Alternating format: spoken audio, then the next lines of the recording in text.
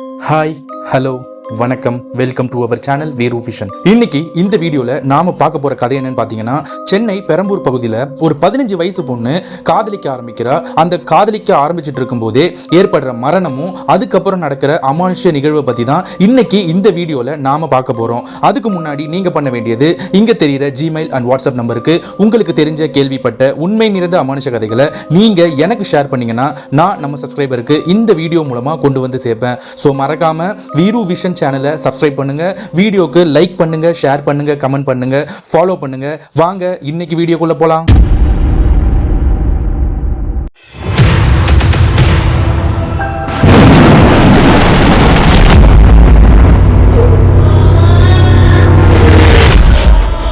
சென்னை பெரம்பூர் பகுதியில் 15 வயசு மதிக்கத்தக்க 9வது படித்து கொண்டிருக்கிற அமுதான்ற நபர் அந்த பகுதியில் வாழ்ந்துட்டு வராங்க. அவங்க கூட பிறந்த தம்பி, அப்பா, அம்மா அப்படின்ற ஒரு சந்தோஷமான ஒரு குடும்பத்தில் தான் அமுதா வாழ்ந்துட்டு வராங்க. இவங்க இந்த பிரைவேட் ஸ்கூலில் படித்து முடிச்சுட்டு, அதாவது ஈவினிங் படித்து முடிச்சுட்டு வீட்டுக்கு வந்து அந்த ஏரியாலேயே ஒரு இடத்துல டியூஷன் போகிறத வழக்கமாக வச்சுருந்துருக்காங்க. இவங்க டியூஷன் போகிற இடத்துல ரேணுன்னு ஒரு பொண்ணு படிச்சுட்டு வராங்க. அந்த ரேணு ரெகுலராக டியூஷனுக்கு வந்து ட்ராப் பண்ணுறது, அதாவது அந்த டியூஷனுக்கு கொண்டு வந்து விடுறது யாருன்னு பார்த்தீங்கன்னா, லோகுன்ற 19 வயசு மதிக்கத்தக்க 1ஆம் ஆண்டு கல்லூரியில் படிச்சுட்டு இருக்கிற அந்த ரேணுவோட அண்ணன். அந்த அண்ணன் ரெகுலராக ரேணுவை இந்த டியூஷனில் ட்ராப் பண்ணுறதுக்கு மாலை நேரத்தில் இந்த டியூஷனுக்கு வர்றதும் போகிறதுமா இருக்கிறதுனால இந்த இடத்துல லோகுவும் அமுதாவும் மீட் பண்ணுறதுக்கான ஒரு சான்ஸ் ஏற்படுது. அமுதா கிட்ட நல்லா க்ளோஸாக பேச ஆரம்பிக்கிறாரு. நாட்கள் போக போக காலப்போக்கில் இவங்க பேச்சு வந்து காதலாக மாறுது. ஆனால் இந்த பொண்ணோட வயசு வெறும் 15 தான், இந்த பையன் வெறும் 19 வயசு பையன் தான். இருந்தாலும் இவங்க லவ்வை கண்டினியூ தான் பண்ணிட்டு இருக்காங்க. என்னதான் இருந்தாலும் ஒரு பயம் இருக்கும்ல, இந்த வயசுல நம்ம லவ் பண்றது வீட்டுக்கு தெரிஞ்சா ஏதாவது பிரச்சனை வரும்னு பயந்துட்டு இவங்க என்ன பண்றாங்கன்னா, பெரம்பூர் ரயில்வே ஸ்டேஷன் பகுதியிலேருந்து ஒரு 100 மீட்டர் தள்ளி ஆள் நடமாட்டம் இல்லை அந்த ட்ராக் ஓரத்திலே பார்த்தீங்கன்னா ஒரு இருட்டாக இருக்கிற இடத்த சூஸ் பண்ணுறாங்க. இவங்க எப்போவுமே டியூஷன் கிட்டத்தட்ட ஒரு 8-8:30 முடியும். அந்த டைம்லேருந்து அமுதா என்ன பண்ணுறாங்கன்னா, சைக்கிள் எடுத்து தனியாக வந்து அந்த ஆள் நடமாட்டம் இல்லை அந்த ட்ராக் பக்கத்தில், அந்த ரயில்வே ட்ராக் பக்கத்தில் வெயிட் பண்ணுறதும், லோகு ரேணுவை வீட்டில் ட்ராப் பண்ணிவிட்டு அதுக்கப்புறம் இந்த ட்ராக் பக்கத்தில் வந்து 2 பேரும் கொஞ்சம் நேரம் பேசிட்டு அதுக்கப்புறமா அங்கே வந்து கிளம்புறதும் வழக்கமாக வச்சுட்டு இருக்காங்க. இப்படி ஒரு நாள் இவங்க 2 பேரும் டியூஷன் முடிச்சு அமுதாவும் வந்துடுறா, லோகுவும் அவங்க தங்கச்சியை வீட்டில் ட்ராப் பண்ணிட்டு வந்துடுறாரு. இவங்க 2 பேரும் பேசிட்டு இருக்கிற அந்த இடத்துல அந்த நேரத்தில் கிட்டத்தட்ட ஒரு 8:40 8:50 இருக்கும். இந்த இடத்துக்கு ஒரு 4 பேர் யாரங்க நின்று பேசிட்டு இருக்குதுன்னு ஒரு மாதிரி குரல் எழுப்பிட்டே வராங்க. இந்த 4 பேரும் நல்ல மது அருந்திட்டு நல்ல ஒரு போதையில் இருக்காங்க. அமுதாவும் லோகுவும் அந்த இடத்துல நின்று பேசிட்டு இருக்கிறத பார்த்து அந்த 4 பேரும் வந்து பிரச்சனை பண்ண ஆரம்பிக்கிறாங்க. ஒரு கட்டத்தில் அமுதா கிட்ட தப்பா நடக்க ஆரம்பிச்ச உடனே அமுதா பயத்தில் அங்கிருந்து ஓட ஆரம்பிக்கிறா, லோகுவும் பின்னாடியே ஓட ஆரம்பிக்கிறான். இந்த 4 பேரும் பின்னாடியே துரத்திட்டு வராங்க. ஒரு கட்டத்தில் அமுதா ட்ராக் ஏறி அந்த சைடு போய் கிராஸ் பண்ணி எஸ்கேப் ஆயிடலாம்னு நினைச்சு விபரீதமான ஒரு முடிவு எடுக்கிறாங்க. இவங்க ட்ரெயின் வர ட்ராக்ல அவசரமாக ஏறும்போது அந்த கற்கள்லாம் நிறைய இருக்கும். அந்த கற்கள்ல கால் இடறி ட்ராக்ல விழுறாங்க. அவங்களோட கெட்ட நேரம், அந்த ட்ராக்ல ஒரு ட்ரெயின் வருது. அவங்க தலை மீது ஏறி அவங்க தலை நசுக்கப்பட்டு உடம்பு துண்டாகி அப்படியே அந்த இடத்துல உயிரை விடுறாங்க. இதை பார்த்து அந்த 4 மது போதையில் இருந்தவங்களும் பின்னாடி வந்த லோகுவும் அதை பார்த்து அதிர்ச்சியில் பயந்து போய் அப்படியே நிற்கிறாங்க. இந்த பையனை இப்படியே விட்டுட்டு போனா நம்மளை பற்றி ஏதாவது எல்லார்கிட்டையும் சொல்லிடுவான், போலீஸில் சொல்லிடுவான், அதனால இவனையும் ஏதாவது பண்ணணும்னு சொல்லி கொஞ்சம் கூட ஈவரக்கம் இல்லாமல் லோகுவை அங்கேயே மாட்டடிக்கிற மாதிரி அடித்து தலையெல்லாம் கல்லை தூக்கி போட்டு அவன் ரத்தம் அப்படியே லாஸ் ஆக, நிறைய ரத்தம் வீணாகுது அவன் உடம்புல இருந்து. துடிக்க உயிர் போகிற ஸ்டேஜில் லோகு அங்கே தூக்கி போட்டுட்டு அவங்களும் அந்த 4 பேரும் எஸ்கேப் ஆகி போயிடுறாங்க. இந்த நேரத்தில் டியூஷனுக்கு போன அமுதா இன்னும் வீட்டுக்கு வரல அப்படின்னு கொஞ்சம் பதட்டமாகறாங்க அமுதாவோட பேரண்ட்ஸ் என்ன பண்ணுறாங்கன்னா, முதல்ல டியூஷனை போய் விசாரிக்கிறாங்க. எங்கள் பொண்ணு எப்போ கிளம்புனா அப்படின்னு கேட்குறாங்க. அவள் 8-8:15 கிளம்பிட்டா, இன்னும் வீட்டுக்கு வரலையா அப்படின்னு அதிர்ச்சியாக ஒரு தகவல் சொல்கிறாங்க. இந்த விஷயத்தை கேட்ட உடனே அந்த பெரம்பூர் பகுதி பாதி வரைக்கும் தேட ஆரம்பிச்சிடுறாங்க அவங்க குடும்பமே சேர்ந்து. ஒரு கட்டத்தில் 10-10:30 மேலே ஆனதுனால பொண்ணு காணாமல் போயிருக்கா, இந்த விஷயத்தை நம்ம ரொம்ப கேர்லெஸ்ஸாக எடுத்துக்க கூடாது அப்படின்னு முடிவு பண்ண அவங்க பேரண்ட்ஸ் என்ன பண்ணுறாங்கன்னா, பக்கத்தில் பெரம்பூர் லோக்கல் போலீஸ் ஸ்டேஷனில் போய் கம்ப்ளைண்ட் கொடுக்குறாங்க. இந்த மாதிரி என் பொண்ணு இவ தான் அப்படின்னு சொல்லி ஃபோட்டோ கொடுத்து என் பொண்ணு கிட்டத்தட்ட ஒரு 2 மணி மணி நேரம் 3 மணி நேரமாக வீட்டுக்கு வரல, நாங்கள் எங்கே தேடியும் கிடைக்கல, தயவு செய்து கண்டுபிடிச்சி கொடுங்க அப்படின்னு சொல்லி போலீஸ் ஸ்டேஷனில் போலீஸை பார்த்து கையெடுத்து கும்பிட்டு கேட்டுக்கிறாங்க அமுதாவோட பேரண்ட்ஸ். இந்த கம்ப்ளைண்ட்டை அந்த பெரம்பூர் போலீஸ் ஸ்டேஷன் ஏற்றுக்கிட்டு விசாரணையை தொடங்கலாம் அப்படின்னு ஆரம்பிக்கும் போது ஒரு 10:30 to 11:15 இருக்கும். அதுக்குள்ளேயே ஒரு கால் வருது போலீஸ் ஸ்டேஷனுக்கு. இந்த மாதிரி பெரம்பூர் ரயில்வே ஸ்டேஷன்லேருந்து ஒரு 100 மீட்டர் தள்ளி ஆள் நடமாட்டம் இல்லாத அந்த ட்ராக் ஓரத்தில் ஒரு பெண் அடிபட்டு தலை துண்டிக்கப்பட்டு நிலைமையில் இறந்து கிடக்குறாங்க. ஒரு பையன் ரத்த வெள்ளத்தில் உயிர் போகிற நிலைமையில் அந்த இடத்துல துடிச்சிட்டு இருக்காங்க அப்படின்னு சொல்லி ஒரு நியூஸ் வந்து நம்ம பெரம்பூர் போலீஸ் ஸ்டேஷனுக்கு வந்து சேருது. இந்த விஷயத்தை கேள்விப்பட்ட உடனே இமிடியேட்டாக அந்த இடத்துக்கு போய் அந்த போலீஸ் அந்த பாடியை கைப்பற்றுறாங்க. அதே மாதிரி அங்கே அடிபட்டு கிடந்த அந்த லோகுவை அங்கே ஆம்புலன்ஸை வர வச்சு ஹாஸ்பிட்டலுக்கும் அனுப்பி வைக்கிறாங்க. இவங்க இந்த இறந்து போன அந்த பாடியை அங்கே அடையாளங்களை வச்சு இது அமுதா தான் கன்ஃபார்ம் பண்ணி இந்த விஷயத்தை அவங்க பேரண்ட்ஸுக்கு தெரிவிக்கிறாங்க. அவங்களும் இந்த பாடியை பார்த்து அமுதா தான் கன்ஃபார்ம் பண்ணி மனசளவில் ரொம்ப நொந்து போய் அந்த இறந்து போயிருக்கிற தலை துண்டிக்கப்பட்டு இறந்து போயிருக்கிற அமுதாவோட பாடியை பார்த்து பயங்கரமாக வேதனை அடைகிறாங்க, துடிச்சு போயிடுறாங்க. இவன் ஏன் இந்த நேரத்தில் இங்கே வந்து இந்த மாதிரி அடிபட்டு சாகணும், என்ன பிரச்சனை, இவன் கூட இருந்த பையன் யாரு அப்படின்னு ஒரு விசாரணை கிளம்புது. இந்த விசாரணையை போலீஸ் கரெக்டாக விசாரிச்சுட்டு போகும்போது தான் தெரியுது லோகுவும் அமுதாவும் காதலிச்சிட்டு இருக்காங்க. ஒரு கட்டத்தில் ஏதோ ஒரு பிரச்சனைனால இந்த மாதிரி சூசைட் பண்ணியிருக்காங்க போல அப்படின்னு இந்த கேஸை முடிக்கிறாங்க. ஆனால் இந்த விஷயத்தை அமுதாவோட குடும்பம் சுத்தமாக ஏற்றுக்கல. என் பொண்ணுக்கு லவ் பண்ணுற வயசு கிடையாது, இந்த பையன் தான் ஏதோ பண்ணிட்டான் அப்படி இப்படின்னு சொல்லி அந்த பையன் மேலே ஃபுல் கம்ப்ளைண்ட்டும் இந்த போலீஸ் சைட்லேருந்து கொடுக்குறாங்க. ஆனால் அந்த பையன் சைட்லேருந்து எந்த ஒரு தப்பும் கிடையாது. இருந்தாலும் போலீஸ் இந்த விசாரணையை தொடர்ந்துட்டு தான் இருக்காங்க.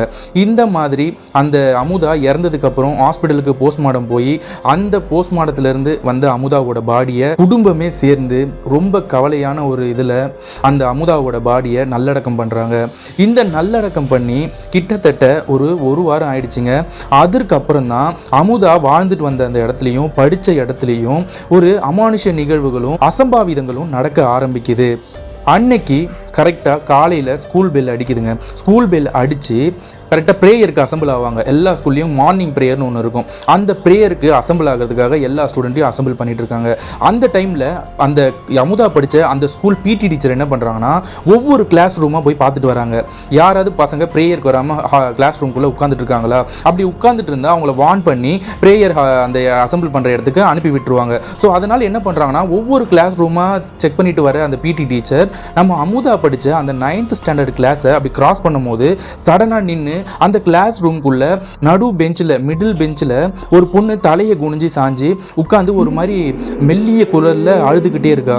இந்த பிடி டீச்சர் பார்த்துட்டு வாசல்லையே நிற்கிறேன், ஏமா ப்ரேயருக்கு போலியா, எல்லாரும் அங்கே ப்ரேயரில் அசம்பிள் ஆகி நிற்கிறாங்க, நீ மட்டும் ஏன் இங்கே படுத்திருக்க, என்ன உன் பிரச்சனை, உன் பேர் என்ன அப்படின்னு கேட்குறாங்க. அந்த டைமில் அந்த பொண்ணு தலையை குனிந்தபடியே அந்த பெஞ்சில் படுத்துட்டு எந்த ஒரு ரெஸ்பான்ஸும் இல்லாமல் படுத்துக்கிட்டே இருக்கா. பிடி டீச்சர் கொஞ்சம் நெருக்கமாக போயிட்டு யாருமா நீ, என்னாச்சு உனக்கு அப்படின்னு கேட்கும்போது பொறுமையாக தலையை தூக்கி அமுதா அவளோட உருவத்தை வெளிக்காட்டுறா. அந்த இடத்துல அந்த பிடி டீச்சரை பார்த்து மிஸ் என்ன தெரியலையா, நான் தான் அமுதா அப்படின்னு சொல்லி ஒரு வார்த்தையை சொல்கிறா. அந்த வார்த்தையும் அந்த முக தோட்டத்தையும் பார்த்து இறந்து போன அமுதா இங்கே எப்படி வந்தா அப்படின்னு அதிர்ச்சி அடைஞ்ச அந்த பிடி டீச்சர் பயங்கரமாக கத்தி ஆர்ப்பரிக்கிற மாதிரி ஒரு மாதிரி சவுண்டு கொடுக்குறாங்க. இந்த சவுண்டை கேட்டு அங்கே இருந்த அதாவது ப்ரேயருக்கு அசம்பிள் ஆகிட்டு இருந்த அந்த ஸ்டூடெண்ட்ஸும் அங்கே இருக்கிற டீச்சர்ஸும் அந்த ஸ்கூலோட தலைமை ஆசிரியரும் எல்லாரும் கொண்டு இங்கே கிளாஸ் ரூமை தேடி வராங்க. இந்த இடத்துல பார்த்தீங்கன்னா அந்த பிடி டீச்சர் அந்த கிளாஸ் ரூம் என்ட்ரன்ஸில் நின்று பயத்துலையும் ஒரு விதமான நடுக்கத்துலையும் அப்படியே நின்றுக்கிட்டு இருக்காங்க. இதை பார்த்த உடனே அந்த தலைமை ஆசிரியர் என்ன கேட்குறாங்கன்னா, என்னாச்சுமா ஏன் இப்படி கத்துன அப்படின்னு கேட்கும்போது பிடி டீச்சர் ஒரு நிமிஷம் அவங்க கேட்டதை காதுலயே வாங்காத மாதிரி அப்படியே நின்றுட்டு இருக்காங்க. திருப்பியும் அந்த வார்த்தையை கேட்ட உடனே திரும்பி பார்க்குறாங்க. ஸ்டூடெண்ட்ஸ்லாம் எல்லாருமே நிற்கிறாங்க. இந்த விஷயத்தை ஸ்டூடெண்ட்ஸ் முன்னாடி சொன்னால் குழந்தைகளும் இருக்காங்க, பசங்களும் வயசு பசங்களும் இருக்காங்க, ரொம்ப பயப்படுவாங்க அப்படின்னு சுதாரித்த பிடி டீச்சர் ஒன்றும் இல்லை, நம்ம எல்லாருமே வாங்க நம்ம ஸ்டாஃப் ரூமில் பேசிக்கலாம், இங்கே எதுவும் பேச வேணாம்னு சொல்லி அந்த பிடி டீச்சர் அங்கே இருக்கிற ஆசிரியர்கள் ப்ளஸ் தலைமை ஆசிரியர் இவங்க எல்லாருமே கூப்பிட்டு அந்த கிளாஸ் ரூமில் நடந்த சம்பவத்தை சொல்கிறாங்க. இதை கேட்டு அந்த செகண்ட் பயப்படுறாங்களே தவிர அதுக்கான ஆக்ஷன் எதுவுமே எடுக்கலை. அதுலேருந்து ஒரு 3 நாள் எல்லா கிளாஸும் ரெகுலராக நடந்துட்டு இருக்கு. அதே 9th ஸ்டாண்டர்ட் கிளாஸில் நம்ம அமுதா இருக்காங்களா, இறந்து போன அமுதா, அவங்களோட ஒரு நெருங்கின தோழி அந்த கிளாஸ் ரூமில் திடீர்னு தலை குனிஞ்சபடி அழுக ஆரம்பிக்கிறாங்க. இந்த விஷயம் அந்த கிளாஸ் ரூமில் இருக்கிற எல்லா ஸ்டூடெண்ட்டும் பார்க்குறாங்க. அந்த கிளாஸை எடுத்துகிட்டு இருக்கிற டீச்சர் திடீர்னு என்னமாச்சு ஏன் அழுகுறான்னு பக்கத்தில் இருக்கிற ஸ்டூடெண்ட்ஸ்லாம் கேட்குறாங்க. கேட்குறாங்க. எல்லாருமே தெரியல, கேட்டால் பதில் சொல்ல மாட்டா, தலையை குனிஞ்சு அழுதுகிட்டே இருக்கா, என்ன நீங்களே கேளுங்க மேம் சொன்ன உடனே அந்த டீச்சர் என்ன பண்ணுறாங்கன்னா அந்த பெண் கிட்ட நெருங்கி போய் என்னமாச்சு, ஏன் அழுதுட்டு இருக்க, என்ன உன் பிரச்சனை அப்படின்னு சொல்லி கேட்குறாங்க. திரும்பவும் பிடி டீச்சருக்கு நடந்தது தான் இந்த கிளாஸ் டீச்சருக்கும் நடக்குது. அதே மாதிரி ரொம்ப பொறுமையாக தலையை நோக்கி அப்படி பார்த்து, மிஸ் என்னை மறந்துட்டீங்கல்ல எல்லாரும், நான் தான் மிஸ் அமுதா, என் ஞாபகமே இல்லைல்ல யாருக்கும் அப்படின்னு சொல்லி ஒரு மாதிரி நமட்டு சிரிப்பு சிரித்த உடனே அந்த டீச்சரும் பயங்கரமாக பயந்து போயிடுறாங்க. அந்த கிளாஸ் ஸ்டூடெண்ட்ஸ் ஃபுல்லாக எல்லாருமே இருக்காங்க. எல்லாருமே இந்த சம்பவத்தை நேருக்கு நேராக பார்த்து பயங்கரமாக பயந்து அந்த கிளாஸ் ரூம் விட்டு வெளியே வந்துடுறாங்க. இந்த விஷயத்த தலைமை ஆசிரியர்கிட்ட சொன்ன உடனே இந்த பேய் பிடிச்சி உட்கார்ந்துருக்கிற அந்த பொண்ணை கூப்பிட்டு அவங்க அப்பா அம்மாவை வர சொல்லி அவங்கள வீட்டுக்கு அனுப்பி வைக்கிறாங்க. ஆனால் இந்த அமுதா அந்த ஆத்மா வருது பார்த்தீங்களா, யாரையுமே ரொம்ப நேரம் ஆக்கிரமிப்பு பண்ணி இது பண்ணுறது கிடையாதுங்க. அப்பப்போ வந்து பயமுத்துறதும், நான் இங்கே தான் இருக்கேன், என் ஆத்மா இங்கே தான் சுற்றிட்டு இருக்குதுன்னு எல்லாருக்கும் தெரிவிக்கிற மாதிரியும் இந்த ஆத்மாவோட பிஹேவியர் அப்படி தான் நடந்துட்டு இருக்கு. இப்படியாக நம்ம அமுதாவுக்கு 16வது நாள் காரியம் பண்ணுறாங்க. 16வது நாள் காரியம் முடிஞ்ச அடுத்த நாள் இந்த அமுதாவோட உயிர் தோழியான ஒரு பொண்ணுக்கு அமுதா வந்து உடம்புல இறங்கி அந்த ஸ்கூலில் வந்து ஸ்டூடெண்ட்ஸை பயமுத்துனாங்க பார்த்தீங்களா, அந்த பெண்ணோட அம்மா வந்து இந்த 16வது காரியம் முடிகிற வரைக்கும் வெயிட் பண்ணியிருக்காங்க போல ஸ்கூலில் நடந்த இந்த விஷயத்த சொல்கிறதுக்கு. இந்த 16வது நாள் காரியம் முடிஞ்ச அடுத்த நாள் காலையில் அந்த பேரண்ட்ஸோட அம்மா வந்து நம்ம அமுதாவோட அம்மாவை பார்க்குறாங்க. இந்த மாதிரி உங்கள் பொண்ணோட ஆத்மா ஒழுங்காக சாந்தி நிலை அடையலை போல, இந்த மாதிரி ஸ்கூல்லையும் நிறைய இடத்துலையும் பார்த்து சொல்றாங்க, நிறைய பேர் உடம்புல வந்திருக்கு, அது மட்டும் இல்லாமல் என் பொண்ணு உடம்புலயே வந்து இறங்கி நான் தான் அமுதா அப்படின்னு சொல்லி எல்லார்கிட்டையும் வெளிப்படையாக பேசியிருக்கா. இது உங்களுக்கு தெரியுமா? இதை நீங்கள் இந்த நேரத்தில் சொன்னால் இந்த காரியம் கூட முடிக்கல, அதுக்குள்ளே என் பொண்ணை பற்றி இப்படி சொல்கிறாங்களே நீங்கள் ஃபீல் பண்ணுவீங்கன்ட்டு தான் நான் எந்த விஷயமும் இப்போ வரைக்கும் சொல்லலை. அதனால தான் நேற்றும் வந்தேன். சரி, நேற்று உங்கள் வீட்டில் இந்த 14 காரியம் போயிட்டு இருந்ததுனால நான் எதுவுமே வாயை திறக்கல, உங்களுக்கு இதை பற்றி என்ன நினைக்கிறீங்க அப்படின்னு சொல்லி அந்த அமுதாவோட அம்மா கிட்ட கேட்குறாங்க. அந்த டைமில் தான் அமுதாவோட அம்மா இன்னொரு பெரிய விஷயத்தை சொல்கிறாங்க. நீங்கள் சொல்கிறத நான் ஃபஸ்ட்டு நம்பலைங்க, ஸ்கூல்லேருந்து என்கிட்ட கம்ப்ளைண்ட் பண்ணாங்க, ஆனால் நான் நம்பலை. ஆனால் நேற்று நைட்டு 16வது நாள் காரியம் எங்கள் வீட்டு சடங்குப்படி நடத்திட்டு இருந்தோம்.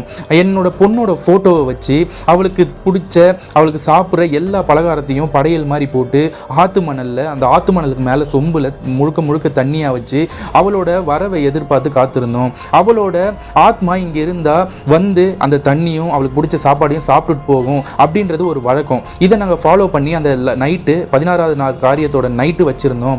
அன்னைக்கு நைட்டு வழக்கம் போல எல்லாருமே சொந்தக்காரங்க எல்லாருமே வீட்டில் இருந்ததுனால அங்கங்கே படுத்து தூங்கிட்டாங்க. என் பொண்ணோட தாய் மாமா அவளோட ஃபோட்டோவை பார்த்துட்டு அப்படியே அந்த படையல் போட்டது பக்கத்துலேயே படுத்துட்டாரு. இரவு ஒரு 1 மணி இருக்குங்க. கரெக்டாக அவரோட வயிற்றுல யாரும் ஓங்கி மிதிக்கிற மாதிரி ஒரு ஃபீல் ஏற்பட்டிருக்கு.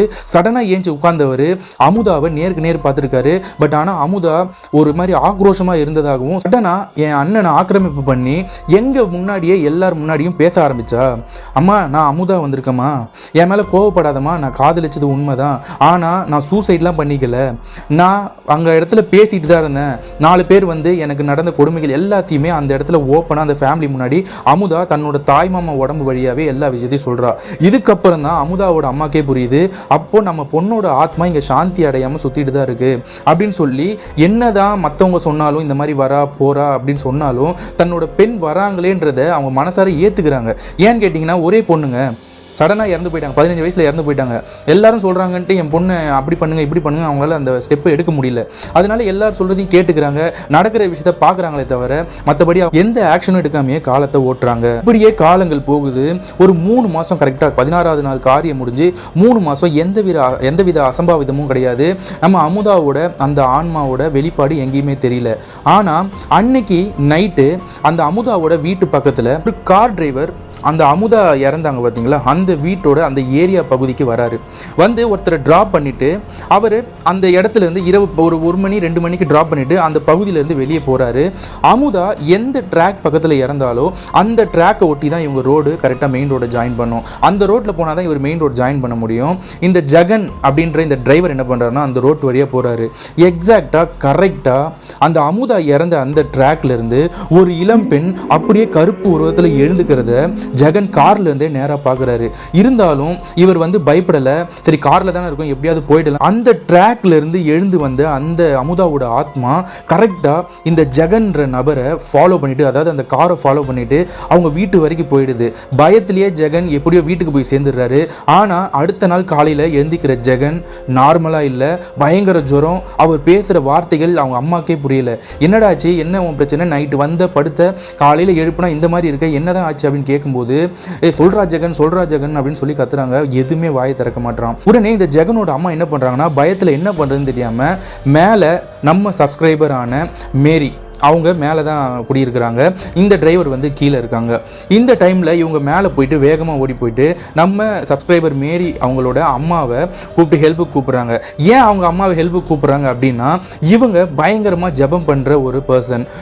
ஒரு காலையில் மத்தியானம் இப்படின்னு 2 வேளையும் அந்த இயேசுவை நினச்சி பயங்கரமாக ப்ரேயர் பண்ணுற ஒரு பர்சன்றதுனால இவங்களை கூப்பிட்டு இவனுக்கு ப்ரே பண்ண சொன்னால் எதையாவது பார்த்து பயந்துருந்தா கூட நார்மல் ஆகும் அப்படின்னு ஒரு எண்ணத்தில் மேலே போயிட்டு இந்த மாதிரி என் பையன் பிஹேவ் பண்ணுறான், கொஞ்சம் அவனுக்கு வந்து ப்ரே பண்ணுங்க அப்படின்னு சொல்லி நம்ம சப்ஸ்கிரைபரோட அந்த அம்மா கிட்ட சொல்றாங்க. அவங்களும் அந்த வீட்டிலேருந்து ஒரு கருப்பு மணியை கையில் எடுத்துக்கிட்டு ப்ரே பண்றதுக்காக அந்த மாடியிலேருந்து இறங்கி கீழே வராங்க. கீழே வரவங்க அந்த படிக்கட்டில் பாதி தூரம் தான் இறங்கி வந்திருப்பாங்க. அதுக்குள்ள வீட்டுக்குள்ள இருக்கிற ஜெகன் என்ன சொல்றானா, அவளை வர வேணான்னு சொல்லு, வீட்டுக்குள்ள வர வேணான்னு சொல்லு, அவ வந்தா அவ்வளவுதான் அப்படின்னு சொல்லி பயங்கரமா கத்துறான் அந்த ஜெகன். என்னடா ஆச்சு, அவங்க தான் இன்னும் வரவே இல்லையே, உனக்கு எப்படி அவங்க வராங்கன்னு தெரியும், அவங்க கிட்ட சொல்லவே இல்லையே அப்படின்னு சொல்லி அவங்க அம்மா ஷாக் ஆகுறாங்க. அந்த டைம்ல கரெக்டா வாசல்ல வந்து நிக்கிற அந்த அம்மா, அதாவது நம்ம சப்ஸ்கிரைபர் மேரியோட அம்மா ஜெகனை பார்க்குறாங்க. உள்ளே நெருங்கி போகிறாங்க. அந்த நேரத்தில் ஜெகன் சொல்கிறான், நீ நெருங்கி வராத, என் உடம்பெல்லாம் எரியுது, நீ எதுக்கு இந்த வீட்டுக்குள்ளே வந்து போ அப்படின்னு சொல்லி அந்த அம்மாவை பார்த்து சொல்கிறான். உடனே அவங்க என்ன சொல்கிறாங்கன்னா, ஜெகன் என்னடாச்சு உனக்கு, நீ இப்படி தான் பேச மாட்டியா, என்ன உன் பிரச்சனை அப்படின்னு கேட்கும்போது ஜெகன் ஒரு வார்த்தை சொல்கிறான், நான் ஜெகன் இல்லை அமுதா, நான் இந்த இடத்துல ஆக்சிடென்ட் ஆகி இறந்தேன், இந்த மாதிரி என்னை கொன்னுட்டாங்க, எனக்கு அந்த 4 பேரையும் பழி வாங்கணும், நான் காதலிச்ச அந்த பையனோட உயிரும் எனக்கு வேணும் அப்படின்னு சொல்லி பயங்கரமாக கத்துறா அந்த இடத்துல அமுதா.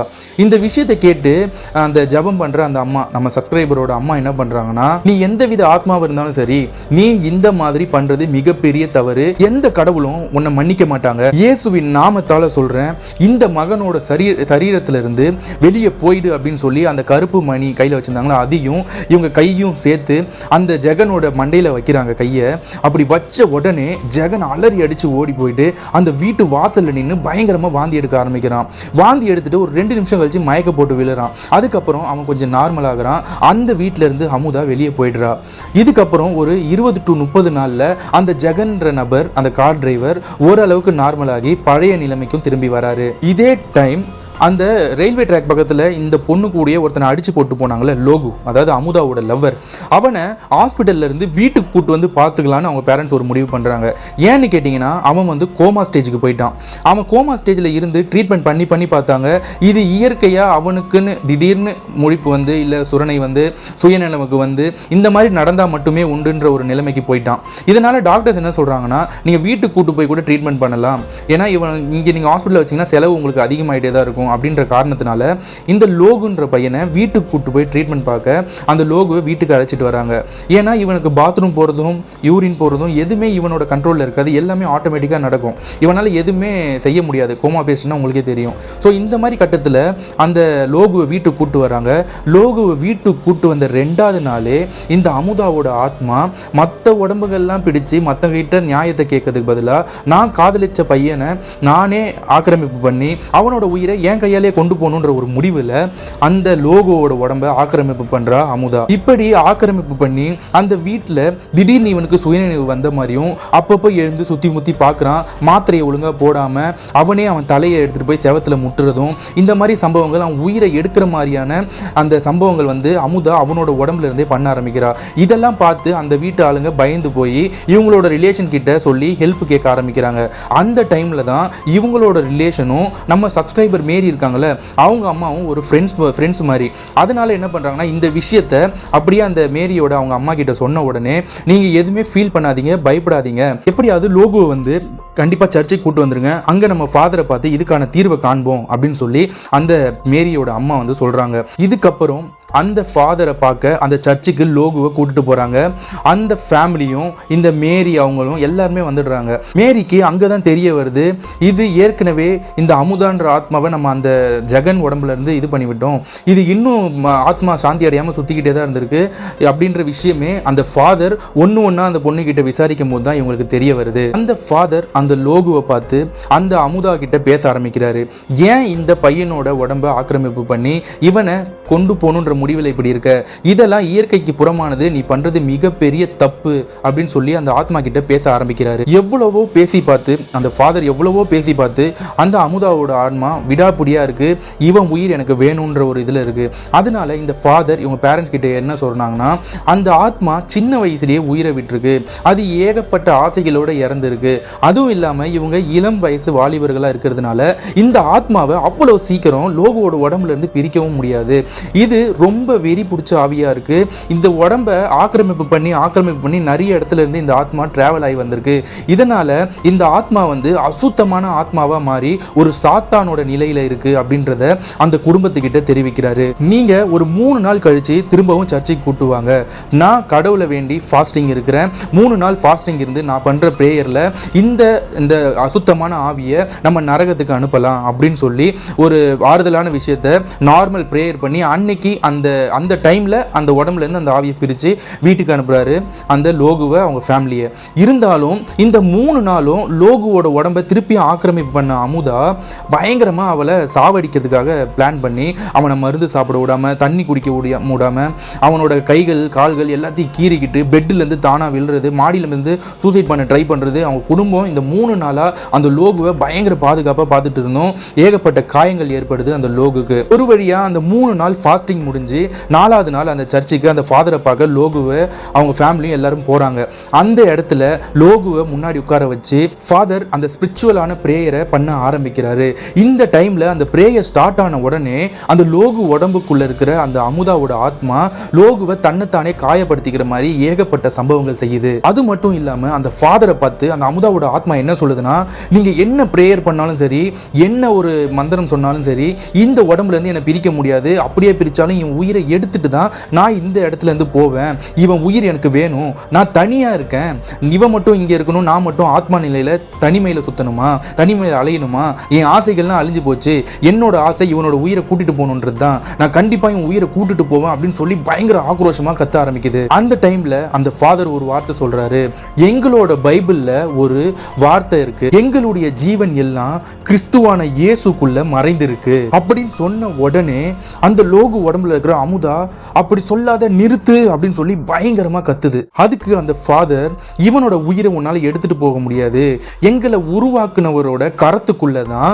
எங்களோட எல்லாரோட உயிரும் அடங்கி இருக்கு, அதனால அவரை மீறி உன்னால எதுவுமே பண்ண முடியாது அப்படின்ற ஒரு வார்த்தையை சொல்லி அந்த ஜபத்தை கண்டினியூ பண்றாரு. இந்த டைம்ல அந்த அமுதாவோட ஆத்மா என்ன சொல்லுதுன்னா, இந்த மந்திரத்தை நிறுத்துங்க, இந்த பிரேயரை நிறுத்துங்க, நான் இவன் உடம்பு விட்டு போயிடுறேன், என்னை கஷ்டப்படுத்தாதீங்க, கொடுமைப்படுத்தாதீங்க, உங்க வீட்டில் ஒரு பொண்ணுக்கு இந்த மாதிரி நடந்திருந்ததுன்னா அந்த பொண்ணுக்கான நியாயத்தை நீங்க கிடைக்க விரும்புவீங்களா மாட்டீங்களா, ஏன் என்னை இந்த உடம்புல இருந்து பிரிச்சு என்னை அழிக்கணும்னு நினைக்கிறீங்க அப்படின்னு சொல்லி அந்த ஃபாதரை பார்த்து கத்தி அழுதுகிட்டே ஒரு மாதிரி அழுகலும் கதறலும் சேர்ந்து அந்த ஃபாதரை பார்த்து இந்த அமுதாவோட ஆத்மா கேள்வி கேட்க ஆரம்பிக்குது. அதுக்கு ஃபாதர் கொடுக்குற பதில் என்னன்னா, இனிமே நீ இந்த உடம்புல இருக்கக்கூடாது, எந்த மனிதர்கள் உடம்பையும் நீ ஆக்கிரமிப்பு பண்ணக்கூடாது, உன் கூட பிறந்தவங்க, உன் குடும்பத்தை சார்ந்தவங்க, உன்னை சுத்தி இருக்கிறவங்க யாரையுமே நீ வேதனைப்படுத்தக்கூடாது, நீயா தான் உன்னோட ஜீவன் போறதுக்கான காரணமா இருந்திருக்க, நீ பண்ண தப்புக்காக மற்றவங்களை வேதனைப்படுத்துறதும் அவங்களுக்கு தண்டனை கொடுக்கறதும் இது மிகப்பெரிய தவறு. நான் அந்த இயேசுவின் நாமத்தால சொல்றேன், நீ இந்த உடம்புல இருந்து பிரிஞ்சு போன அடுத்த செகண்ட்